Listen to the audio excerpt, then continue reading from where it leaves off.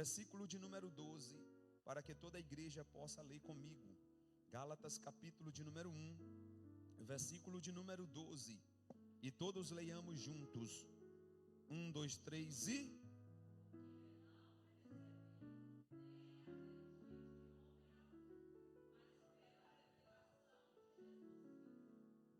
Aleluia. Permitam-me, a princípio, fazer uma organização do pensamento aqui. Tem gente que pega esse versículo para dizer que recebe revelação direta de Deus hoje, no aspecto doutrinário. No aspecto doutrinário e no aspecto literário, ninguém recebe mais nada. Tudo que foi dado já foi dado. Tudo que foi dado já foi entregue. Repito, e se puder anotar é importante. Ninguém recebe mais nada depois de Apocalipse em aspecto doutrinário. Em aspecto doutrinário. E a outra coisa que eu falei foi o quê? No aspecto doutrinário e no aspecto literário. Eu não entendi, pastor, o que é o aspecto literário? Registrar. Joseph Smith, em 1926, recebeu de um anjo de luz a continuação do Evangelho e criou o livro dos Mormons. Paulo disse em 1 Tessalonicenses capítulo 1, verso 7, que qualquer outro evangelho ou qualquer acréscimo, ainda que trazido por um anjo de luz, seja anátema, ou seja, amaldiçoado. Além, Paulo diz, do que já está posto. Já está posto, já está tudo pronto. Ninguém mais recebe revelação no aspecto doutrinário e nem no aspecto, de novo, literário. Amém? Anote, irmã Rose, que é importante frisar. Já anotou? Ninguém mais recebe em nossos dias nenhuma revelação de uma nova doutrina, de uma nova prática do aspecto doutrinário. Ninguém mais recebe nenhuma revelação literária além do que já está pronto, que é a Bíblia Sagrada. Quem entendeu? Pastor, onde fica o dom de revelação e aonde fica o dom de profecia? O dom de revelação é quando Deus resolve trabalhar através de alguém para a edificação da igreja, revelando coisas ocultas para conserto ou para edificação. Acontece, é bíblico, está em 1 Coríntios 12. E o dom de profecia, pastor, é quando Deus quer trabalhar especificamente sobre o futuro de alguém, sobre um projeto para alguém, sobre uma bênção futura para alguém, sobre o desenrolar do ministério de alguém, e Deus usa alguém para falar sobre aquilo especificamente. Mas doutrina, acabou. Quem entendeu? Tem gente recebendo doutrina em campanha de oração. Tem gente recebendo doutrina em monte. O que é doutrina, pastor? É princípio de prática baseado na Bíblia Sagrada. Doutrina é um princípio imutável. Vou falar o que é doutrina. Por exemplo, a doutrina da salvação. O que é isso? A doutrina da salvação é um princípio imutável. Fomos salvos pelo sangue na cruz. Ninguém muda disso. Não dá para inventar mais nada. Está tudo pronto. É doutrina. Diga comigo, toda doutrina tem que estar na Bíblia. Mas não só está na Bíblia, tem que estar em vários momentos, em várias partes da Bíblia, em vários textos, para poder fundamentar, porque um texto só também não pode ser doutrina. Entenderam aí? Então não existe mais revelação, porque eu estou falando isso porque Paulo está dizendo que recebeu revelação. Aí tem gente que quer ser como o apóstolo Paulo. Eu também estou recebendo revelação, não preciso nem da Bíblia. Tem, pastor? Tem. Em igrejas por aí tem muito isso. Tem igrejas por aí que a Bíblia é igual na igreja católica. A Bíblia é só um complemento para o culto, para a leitura oficial. O resto é manto puro. Deixa descer o manto e o rolo. E não precisa da Bíblia. Tanto é que a maioria nem estuda a Bíblia. Igrejas por aí afora. Tá bem? Mas as igrejas que estudam a palavra e que aprendem com o apóstolo Paulo o valor da mesma, são igrejas mais alicerçadas, mais sólidas, são igrejas com uma ênfase maior e uma abertura maior para o reino de Deus. Amém, irmãos? Então, no primeiro ponto, eu queria deixar claro essa questão que Paulo diz. Paulo também recebeu a organização da ceia, primeiro verso. Coríntios 11, 23. Porque eu recebi porque também vos. Então Paulo recebe aquela liturgia da ceia de quem? Do Senhor. Amém? Por isso que na Assembleia de Deus não tem mais apóstolo. Por que a gente não usa a nomenclatura de apóstolo? Porque existem 5 critérios para ser apóstolo. Primeiro, testemunho ocular de Cristo. Segundo, alguém que recebe doutrina direto do céu. Então, além dos 12, é complicado afirmar que tem apóstolo hoje. Pastor, mas tem muita igreja com apóstolo. Meu Deus, tem muita igreja com muita coisa. Amém? Eu tenho um estudo no meu canal no YouTube sobre os 5 motivos pelos quais, biblicamente, nós não sustentamos o título de apóstolo para os dias atuais. Um dos primeiros motivos é critério que foi levantado para escolher Matias. Qual foi o critério em Atos 1? Que tenha andado com Jesus e tenha sido testemunho ocular. Qual foi o segundo critério? Que seja alguém que receba a revelação do céu para doutrinar a igreja e fundamentar a revelação final da Bíblia Sagrada no Novo Testamento. Se tem apóstolo por aí, tem que continuar registrando revelações do céu, continuando a Bíblia. Tem que passar do Apocalipse. Porque essa é uma das características do ministério apostólico, doutrinar a igreja. Amém? Não vou mais falar sobre isso porque não dá tempo. Ponto de número 2. A palavra da cruz é loucura e a loucura da pregação. A palavra da cruz e a loucura da pregação. Observe que nesse momento aqui, Paulo faz uma alusão tanto aos judeus quanto aos gregos. Por quê, irmãos? Porque os judeus pensavam que a salvação era só pela lei. E os gregos pensavam que a salvação era pela revelação direta de Deus através de um conhecimento elevado. Então tinha 2 pontos ali no período de Paulo que estava conflitando dentro da igreja. Não é diferente em nossos dias. Em nossos dias temos mais variados pensamentos. Só que naquela época era mais grave, porque a fé está se fundamentando no Novo Testamento. O escrito, as bases estão sendo lançadas no Novo Testamento. Quem está entendendo? Vocês estão pensando que heresia é só nos dias de hoje? As piores heresias foi no período de Paulo, de Pedro, de João. Pedro teve que escrever 2 cartas só para combater herético dentro da igreja. João escreveu 3 epístolas, o evangelista, 3 epístolas só para combater heresia dentro da igreja. Tinha um grupo dentro da igreja infiltrado de grego, que gostaram do evangelho, simpatizaram com o evangelho, gostaram do jeito como a igreja vive, que é um jeito comunitário, e quiseram entrar para trazer os ensinamentos deles. Aí João diz assim: ei, vocês que são do gnosticismo, vocês são anticristos. João, 3 de João, capítulo 4, verso 20, João diz: vocês são anticristos, vós que trazeis vento de doutrina e heresia, que não bate com a revelação do céu. Então foi muito problema no primeiro século, muito problema. E o apóstolo Paulo está dizendo que a mensagem da cruz é loucura. Para quem? Para o judeu. Por quê, irmão? Porque o judeu não aceita que o Cristo profetizado por Isaías morra miseravelmente na cruz. Os judeus não acreditam que o descendente de Davi, com o qual eles esperam até hoje, nasça numa manjedoura na pequena Belém. Não bate na concepção do judeu. Mas aprove Deus que fosse desse jeito. Diga comigo nessa noite: às vezes Deus confunde a terra, e aquilo que é esperado não vem como é esperado, vem como Deus quer que aconteça.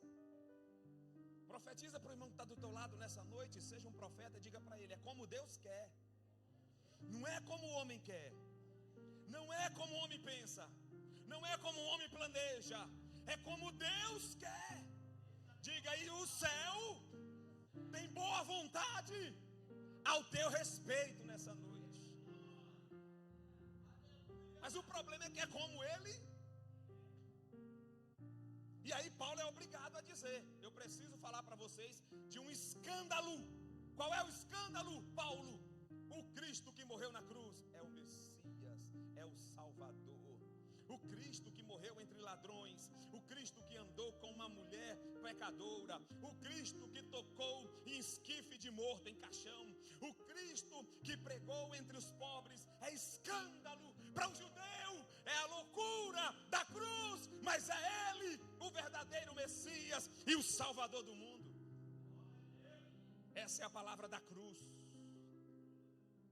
É a palavra, é a loucura da cruz, é a loucura da pregação do Evangelho. Diga comigo, o Evangelho é loucura para os que se perdem, mas para nós é poder de Deus. Diga, Evangelho é poder. Diga, sem poder não tem Evangelho. Mas se tiver Evangelho, vai ter poder para financiar o Evangelho. Por que Deus disse que o Evangelho é poder? Porque o Evangelho precisa ser sustentado. E como é que o Evangelho é sustentado? Com manifestação de poder de Deus, irmãos. Eu estava falando com um amigo no Brasil e ele disse assim: você não tem medo de estar aí exposto? Mas medo de quê? Medo de quem? Se a gente não teme nem as artimanhas das trevas, vai temer o homem? Diga, é poder. Se for preciso, para manter o ministério que Ele te deu, Ele vai manifestar poder. Ele vai manifestar poder. Oh, glória! A gente precisa virar a chave. Diga comigo nessa noite: eu carrego um poder que a palavra me outorga como representante do céu. Para de ser tímido. Para de chegar por aí em lugares como se você fosse um mendigo, um pedinte. Você é alguém que carrega uma chave. Que chave é essa, pastor? A chave que faz o reino fluir nessa terra. Você leva a chave que abre a porta do Evangelho. É loucura para eles, mas se for preciso, Deus manifesta poder para poder sustentar a tua palavra. É poder de Deus.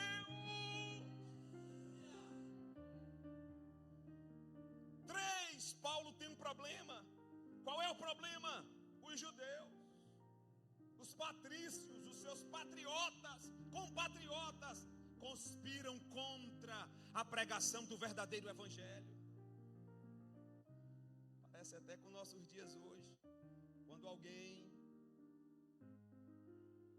quer pregar o verdadeiro Evangelho, às vezes dentro dos nossos próprios compatriotas, levanta os contrários. Talvez alguém chegasse para Paulo e dissesse assim: Paulo, não é bem assim.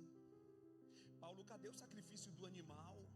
Paulo, cadê a lindeza e a beleza da liturgia judaica? Cadê todo aquele mistério poderoso que Deus deu a Moisés? Cadê a arca, Paulo? Cadê o candelabro, Paulo? Cadê os símbolos sem os quais não havia visitação de Deus à terra, Paulo? Aí Paulo olha e diz assim: não precisa mais nada disso. Repete comigo nessa noite: todo tipo. Diga, a Bíblia tem uma linguagem simbólica chamado de tipologia. Todo símbolo é um tipo de um cumprimento profético. Vou repetir: todo símbolo é um tipo de cumprimento profético. Quando o cumprimento profético acontece, o símbolo perde a razão de existir. De novo, quando o cumprimento profético pelo qual aquele símbolo foi criado se cumpre, o símbolo perde a razão de existir. Quem está entendendo isso aqui? Estão entendendo aqui, irmãos? Então vamos lá. Por que a gente não tem arca da aliança sobre o altar? Porque a presença de Deus é real hoje em nosso meio. Por que a gente não mata mais um animal no altar? Porque o Cordeiro de Deus já morreu na cruz do Calvário. Por que a gente não tem candelabro dentro da igreja para os diáconos acender todo dia? Porque Jesus já disse: eu sou a luz do mundo. Por que a gente não tem mesa de incensário dentro da igreja? Porque você está dando glória nessa noite. E se for preciso, ora. É o incenso subindo ao céu. Aí, o escritor aos Hebreus disse: o que antes era sombra, agora é realidade. O que antes existia um ritual, agora é sentido numa cadeira azul, em Odivelas, numa terça-feira à noite. A nuvem que descia dentro da tenda, depois de todo aquele ritual, agora desce sobre nós, sem precisar daquilo tudo. Quem está entendendo, irmãos? Então Paulo tinha um problema com os judeus. Mas Paulo também tinha um problema, diga outro problema: os gregos. Oh, povo abençoado esses gregos, viu? Quando Paulo diz que a letra mata e o espírito vivifica, Paulo não está falando do estudo da Bíblia. Preste atenção, vou repetir. Quando Paulo diz que a letra mata, mas o espírito vivifica, muita atenção agora, porque tem gente que usa isso erradamente. Quando Paulo diz que a letra mata e o espírito vivifica, Paulo não se refere ao estudo da palavra. Paulo não se refere à teologia. Paulo não se refere a estudar sistematicamente a Bíblia. Paulo se refere aos ensinamentos das filosofias gregas. Tem gente que não entende isso. É só ler. Leia quem eram os perturbadores da época. Bota na internet o que era o docetismo. Um grupo de crentes dentro da igreja grego que queria entender Jesus à luz da filosofia. Esse é o problema. Aí tem gente que diz: não vai para curso teológico não. Para com esse negócio de ficar estudando demais a Bíblia e rabiscando demais. Por quê? Porque eu recebo direto. Eita, é a quarta pessoa da Trindade. Recebe direto o quê, crente?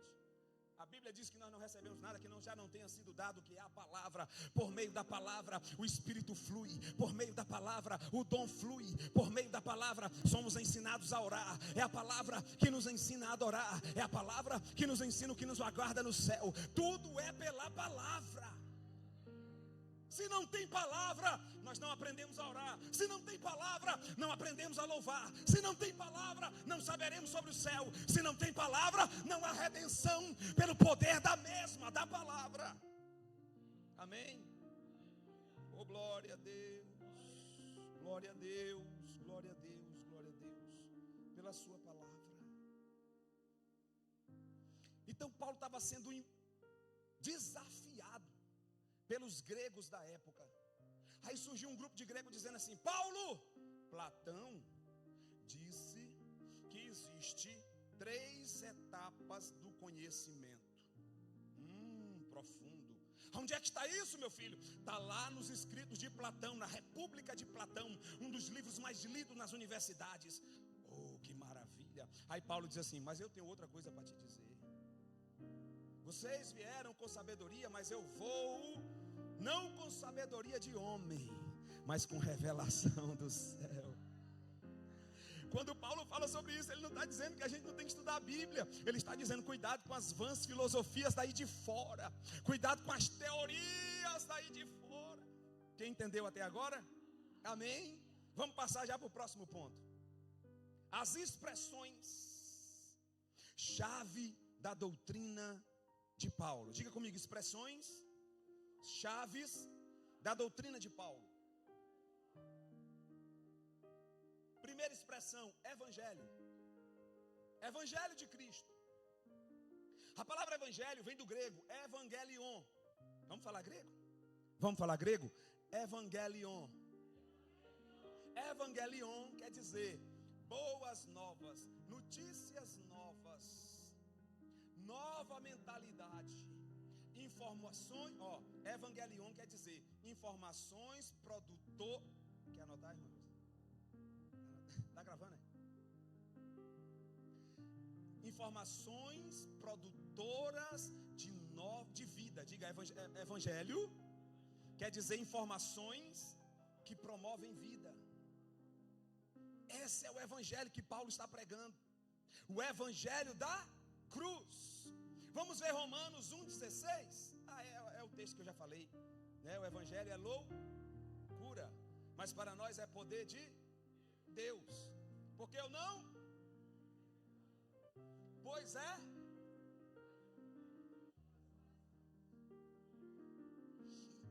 Agora olha a ousadia de Paulo. Paulo, irmão, olha, se Paulo vivesse nossos dias de hoje, eu vou dizer, viu? O homem era ousado. Paulo diz assim, vamos lá, primeiro e também de quem? Paulo está dizendo assim, vocês que pensam que sabem de alguma coisa, eu quero que vocês entendam que esse evangelho que eu estou pregando também é para vocês. É para salvar vocês também. Imagine o desafio. Glória a Deus. Vamos aqui. Então o evangelho, diga evangelho. Evangelho quer dizer boas novas ou semente produtiva de nova vida. Esse é o que nós pregamos. Diga comigo, nós temos que ter vida, porque eu tenho um evangelho. Não tem como dizer que tem um evangelho e viver nos mesmos pensamentos, mesmos comportamentos. Evangelho é novidade de vida. Eis que tudo se fez, as coisas velhas se passaram. Larga essa mala velha para lá. Por que insiste em carregar essa mala velha? Que mala velha é essa, pastor? É uma mala velha de recursos usados em uma época de mentalidade fechada. A mentalidade abriu. Joga essa mala velha fora. Para de usar os recursos antigos. Que recursos antigos, pastor? Aqueles trejeitos, aquelas interpretações. Deixa eu dizer uma coisa aqui que não pode funcionar no meio evangélico. Não pode funcionar no meio evangélico. A primeira impressão é a que fica. Isso é coisa do diabo. Isso funciona na empresa, no meio empresarial. O cara chega, quando o cara chega que ele é meio lento, a gente já sabe. Já pegou a primeira impressão. Mas isso é lá. Aqui dentro não cabe isso. Por quê, pastor? Porque às vezes não é o que a gente está vendo. E outra, e se for o que eu estou vendo, existe um poder do evangelho para mudar mentalidade, comportamento, visão de mundo. Se o evangelho perdoa até pecado que ninguém mais faz, quanto mais mudar a mente de alguém. Então primeira impressão não é a que fica dentro da igreja. Você olhou assim, parece atribulado, ora por ele, convida para o culto de doutrina, daqui um dia dá uma bênção. E aí, Marcos? Alguém já chegou para mim e disse assim, eu não gosto de você porque você parece ser metido. Eu disse, mas como é que pode? Não deu nem para a gente comer um quilo de feijão, 1 quilo de sal juntos? Vamos andar um pouco mais? Quem está entendendo, irmãos? Diga comigo nessa noite, eu preciso conhecer e me fazer conhecido. Eu preciso dar tempo ao tempo. O que tem de gente dentro da igreja matando, crucificando com o espírito de fariseu. Eu estou pregando que vai ficar salvo na live. Se fosse só para vocês eu já estaria em outro ponto. Mas eu quero que fique salvo isso na live, para subir para o canal, para poder vacinar alguém em um outro tempo. É por isso que eu estou frisando esta coisa aqui. Quem está entendendo, irmãos? É um espírito de fariseu. Não dá tempo ao tempo, dá tempo ao tempo. Que o que hoje está torto, amanhã endireita. O que hoje está devagar, amanhã acelera. O que hoje não tem vida, amanhã pode saltar como um servo cheio de vida. Dá tempo ao tempo, irmão. Salva aí. Amém. Vamos dar tempo uns aos outros, às relações, às construções. Espera a chave de alguém virar. Às vezes a gente é tão altruísta, a gente é tão acelerado, às vezes a gente é tão, vibrante, que a gente quer que aconteça logo, e Deus está com a mão no barro. Calma, esse barro aqui está sendo amassado, e amassar dói, amassar leva um tempo. Eu tenho que entender, Deus está cuidando de vidas neste lugar, irmãos. Deus está tratando vidas neste lugar. Quando eu vim para essa igreja, alguém disse assim, ó, fulano é assim, fulano é assim, fulano é assim. Eu não quero saber de fulano, de cicrano, não quero saber de nada. Eu quero saber que o evangelho de Cristo é poder de Deus. Poder de Deus. Poder de Deus. Quem está entendendo isso aqui até agora? Cristo crucificado. Eu já falei para vocês que Paulo trabalha o Cristo crucificado. E Paulo é tremendo demais. Porque Paulo fala da cruz de Cristo como ninguém, irmãos. É Paulo que diz que o vitupério da cruz nos salvou da sentença do inferno. O vitupério da cruz nos salvou da sentença de morte. Havia uma sentença contra cada um de nós, condenado, condenado, condenado, condenado. Aí Jesus foi na cruz do Calvário, assumiu a dívida, pagou com sangue, o céu entenebreceu, porque simbolicamente o pecado de todos caiu sobre ele, ele pagou o preço. Aí Colossenses, Paulo escrevendo aos Colossenses, ele diz, porque Deus pagou a cédula, a promissória que era contra nós, na cruz do Calvário, a saber, em Cristo Jesus, tendo a sua carne rasgada, para que cada um de nós pudéssemos ser livres. Livres. Não, toca na sua esposa aí, Elias, diga, você é livre. Gedeus, toca no G, diga, se comporte como um livre. Toca no Patrick aí, diga, se comporte como um livre. Diga, você é livre. Quem é livre é leve. Quem é leve é suave. Quem é suave funciona bem. Quem é suave está liberto. De quê? De si mesmo. Ah, meu Deus. Jesus desceu para nos salvar de 3 inimigos. Eu já disse isso aqui. Primeiro inimigo, eu mesmo. Segundo inimigo, o diabo. Terceiro inimigo, o mundo. 3 inimigos. Deus nos livrou. Não é o pecado. O pecado é a ferramenta do inimigo. Mas Deus nos livrou para nos salvar de nós mesmos. Jesus desceu à terra para nos salvar de nós mesmos. Olhe para o irmão que está ao teu lado e diga assim, cuidado. Aí você fala assim, era com você? Não, é comigo. Alguém já quase disse assim, cuidado, eu tenho que tomar cuidado com você. Não, cuidado. Diga assim, eu não sou fácil. Eu sou periculoso. Você sabia, Marco, que você é perigoso? Periculoso. Rafinha, você é periculoso. O diabo, ele quer deturpar o evangelho. Ele quer dizer assim, ó, não, você é um coitadinho. Você é um bichinho de Jacó. Ah, você é tão bonzinho, é que ninguém te compreende, ninguém te ajuda, ninguém discerne você. É porque eles não são espirituais o suficiente. Seta, seta, seta, seta. Aí Jesus vem com o evangelho. Quem quiser vir após mim,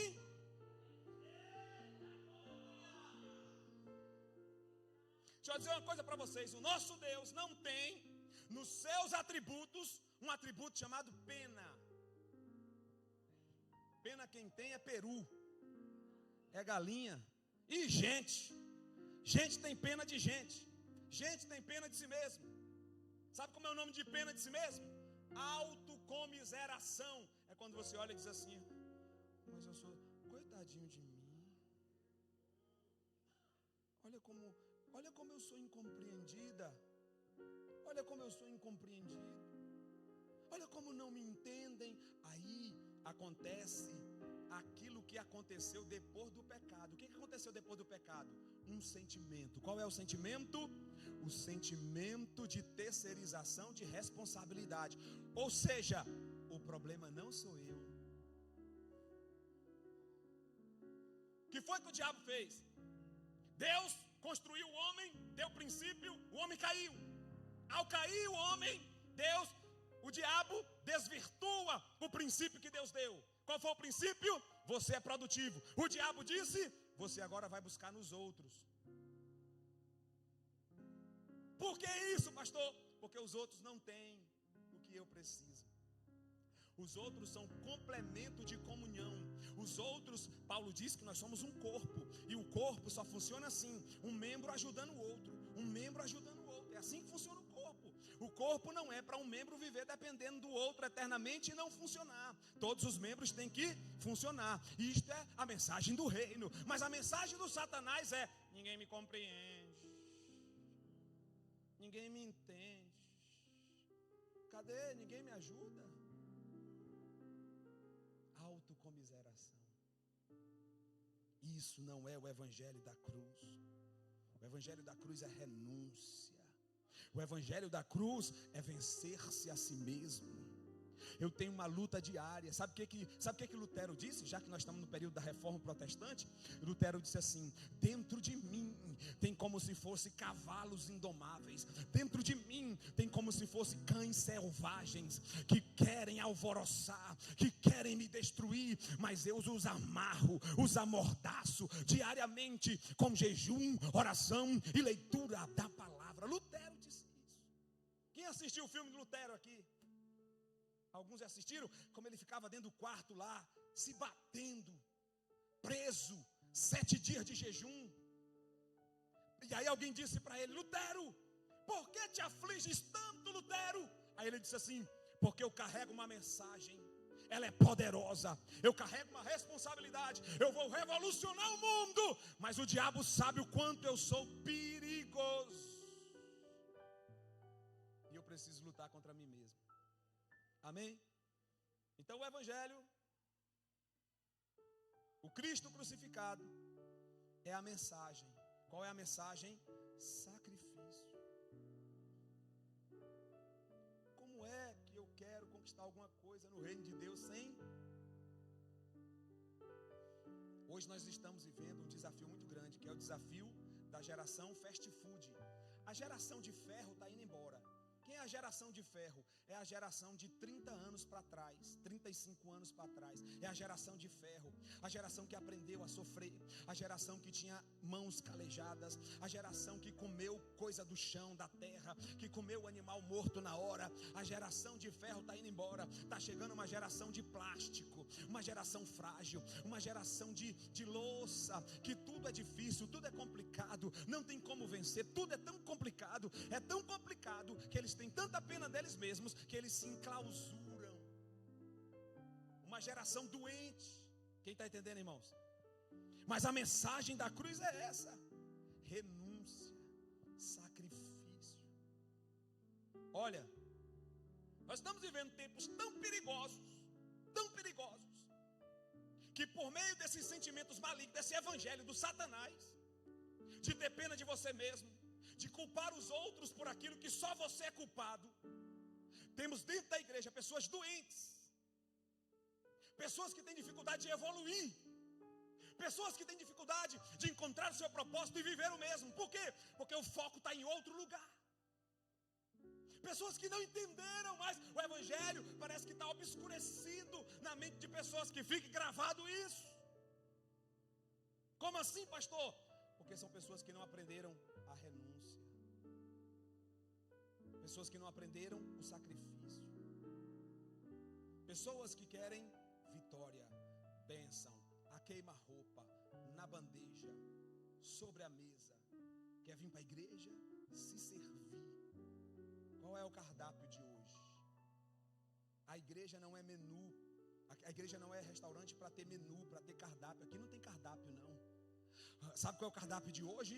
O cardápio de hoje é sangue de Jesus, sangue derramado na cruz, evangelho ganhado, conquistado pelo meio do poder do sofrimento. O cardápio de hoje é renúncia. Aqui não tem cardápio de fast food, de bênção pronta, profecia, a pronta entrega, revelação de vitória, chave e outras coisas mais. Não, Jesus nunca deu isso. Jesus disse: no mundo tereis aflições, mas se você renunciar e tiver bom ânimo, você vai vencer, porque eu venci o mundo. Eu estava lendo Romanos 8, Paulo dizendo: posso todas as coisas naquele que me fortalece. Que lindo! tema de festa, tema de congresso. Você é poderoso, você nada te impede, nada te barra. Tema de congresso, olha, você é um predestinado à bênção. Nós vamos romper hoje aqui, nós vamos triunfar hoje aqui. Eita, recebe, vai, agora é para você, tudo aqui é para você. O culto é para te agradar, tem uma mesa para te servir. Jesus é seu serviçal. Vai dar certo, vamos vencer, vai romper.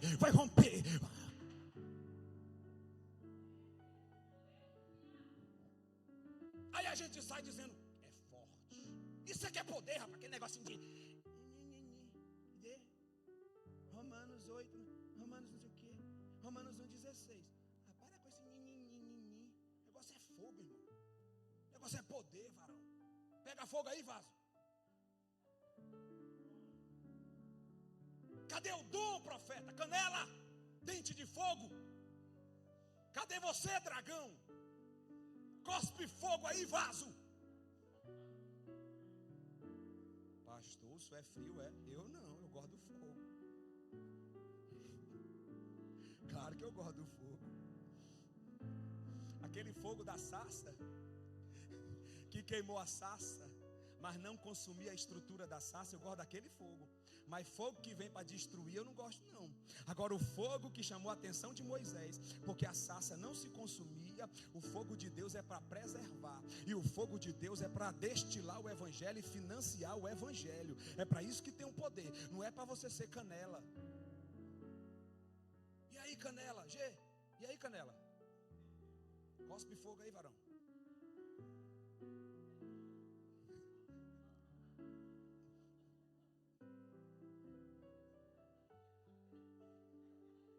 Estou falando isso aqui nessa noite porque vai ficar gravado na live, mas já terminou o nosso tempo de hoje. Amém? Vamos concluir agora, irmãos. Diga comigo, eu sou desafiado e o meu termômetro não é o dom, é o fruto. O avivado é conhecido pelo fruto do Espírito e não pelo dom espiritual. Existem duas dinâmicas do Espírito trabalhar aqui, ó. O Espírito trabalha de duas maneiras. Quais são, pastor? Primeiro, o Espírito Santo distribui dons. Ele olha para um e diz assim: esse aqui eu gosto dele, o perfil dele é esse. Lá vai o dom de cura. Aquele ali tem um perfil mais, sim, ele é mais sensível. Lá vai o dom de revelação. Aquele outro ali gosta mais do negócio da intrepidez, tem visão. Lá vai o dom de profecia. E aquele ali é do manto, é meu amigo, anda comigo, o poder desce, nós estamos juntos, não é fogo estranho, não é fogo de Deus. Lá vai o dom de línguas e também vai o dom de interpretação de línguas. Lá vai, recebe Espírito Santo. Agora não é brincadeira não, é sério. Mas nós não somos medidos pelo dom, nós somos medidos pelo fruto do Espírito. Paulo descreve em Gálatas, capítulo de número 5, né? Mas o fruto do Espírito é esse: temperança, longanimidade, bondade, amor, fé, mansidão, domínio próprio. Contra essas coisas não há lei. Então como é que eu encontro um crente avivado? Porque eu vou dizer uma coisa para vocês. Se o dom fosse o aferidor da espiritualidade, Jesus não dizia para aqueles naquele grande dia, lá de Mateus capítulo 25, não vos conheço, vós que praticais a iniquidade. E qual é o critério que eles usam para identificar-se para Jesus? Mas eu curei em teu nome, mas eu profetizei em teu nome, mas eu realizei coisas tremendas em teu nome. Aí Jesus diz: apartai-vos de mim, maldito, para o fogo eterno, porque eu não vos conheço. Significa dizer que o dom é irrevogável. Deus dá o dom.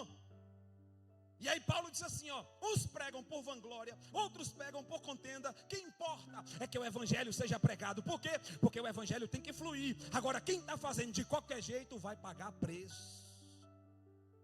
Quem está entendendo, irmãos? Agora quem vive o fruto, aí é diferente. Amém? Terminando. Aí Paulo continua aqui, ó. Terceiro ponto, Cristo ressurreto. Já vamos terminar agora. Jesus. 9:10 já foi. Que pena.